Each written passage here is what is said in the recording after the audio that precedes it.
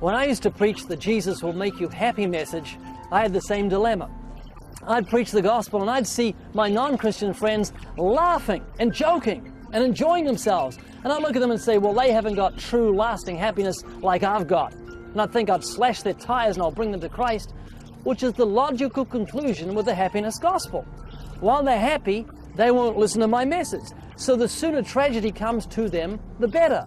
But that doesn't make any sense. Think back to 9/11.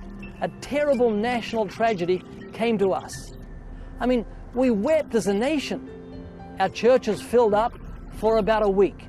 We sang Amazing Grace, we recited Psalm 23, and then most of the world went back to the world from the church.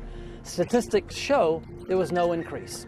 So when we preach this happiness gospel, we actually paint ourselves into a corner.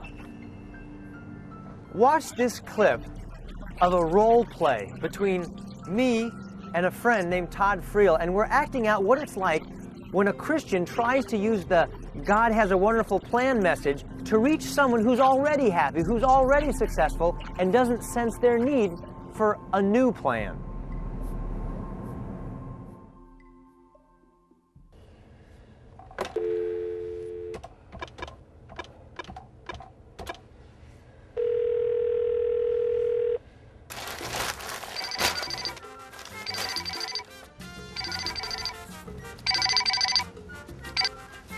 Hello? Hey, Kirk, it's me, Todd. Hey, how are you, man? Hey, make sure you clean the pool filters this time, will you, pal? Who are you talking to? The pool man. Okay, Kirk, listen, there's something really important that I want to talk to you about today. Hey, you're gonna trim those rose bushes, aren't you? What are you talking about? I'm not talking to you, I'm talking to the gardener. You have a gardener? You don't? No, I don't, but I didn't call to talk about gardening. I want to talk to you about something really important that's made a huge difference in my life. You found a good live-in nanny? No, we don't need a nanny. Oh, come on, everybody needs a nanny. And let me tell you something, if you can find a good nanny that gets along with the housekeeper, that's better than winning the lottery. Well, that's exactly what I want to talk to you about, Kirk. I've actually found something that's better than winning the lottery. Let me guess, a movie deal with a huge guarantee and a high percentage of the profits. No, I want to talk to you about my new faith. Oh, you got a new one now, do you? Let's see, what was the last thing you were into? Baha or something? No, Baha'i, but this one's really different. I've become a born-again Christian. Wow, don't worry, Todd, it'll pass. No, it's not going to pass. I said a prayer and I asked Jesus into my heart. Oh, and now you're calling me to let your little light shine. Is that it? No, very funny. No, I said a prayer and I really, really meant it. I'm sure you did. Yeah, and now I can't even tell you the amount of peace and joy that I have. Hey, that's great. I'm happy for you. Yeah, but the reason that I called is I wanted to tell you about Jesus so that you can have the same peace and joy that I have. Hey, actually, pal, I have plenty of happiness, believe me. But not like this, you don't. I mean, I am really, really happy. Yeah, so am I. Listen, did I tell you that my agent just negotiated a syndication deal for me in the Far East? This thing is going to have me rolling in the dough. Well, that's really nice, but I got to tell you something. Jesus is actually better than money. Oh, yeah? Is he better than an Academy Award? Kirk, there's more to life than just fame and fortune. Yeah, I know. I have a beautiful wife who's the love of my life. Well, yeah, but someday you might get divorced, and then you won't be so happy. Oh, well, that's a very nice thing to say.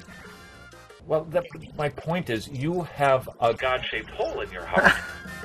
No, Todd, actually, I don't. And even if I did have a hole in my heart, it would be filled by my children. Yeah, but someday they might get sick. Again, you're giving me lots of lovely thoughts here. I just want you to be as happy as I am. Hey, don't worry. I'm plenty happy. But you're just not getting it. There's more to life than money and being really popular.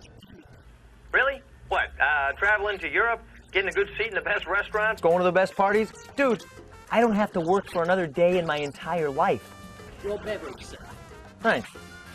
Man, I can't imagine life getting any better than this.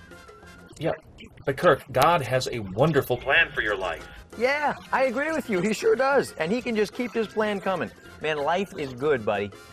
Yeah, but don't you want to be fulfilled? Fulfilled? I've got more fulfillment than I know what to do with.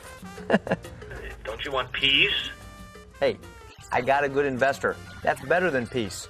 Don't you want joy? Got it. Contentment? Check. Happiness? Ditto. Well, but you really should try Jesus anyway. I mean, all you have to do is say this really short prayer. And really, really mean it, right? Right, I'll talk to you later.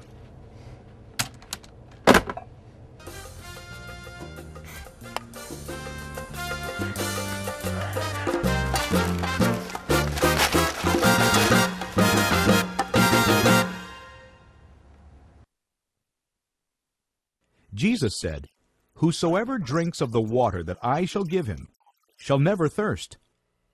Then in John 6:35 he said, "He that comes to me shall never hunger, and he that believes on me shall never thirst." What should we be coming to Christ, hungering and thirsting for? Matthew 5:6 tells us, "Blessed are they who do hunger and thirst after righteousness." But why do we need righteousness? Because we have to face God on the day of judgment.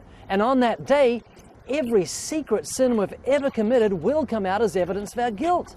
And on that day, we don't need happiness, we need righteousness. We need a right standing with God.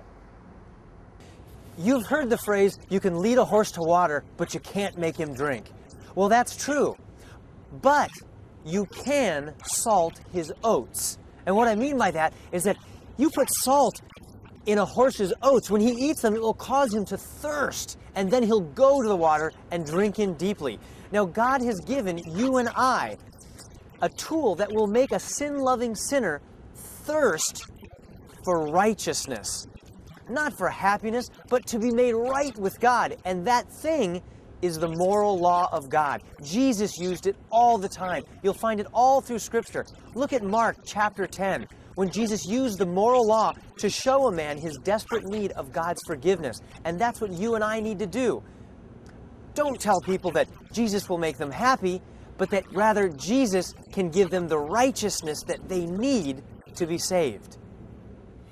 Now that's the case in my own Christian walk. Before I was a Christian, I had no desire for righteousness.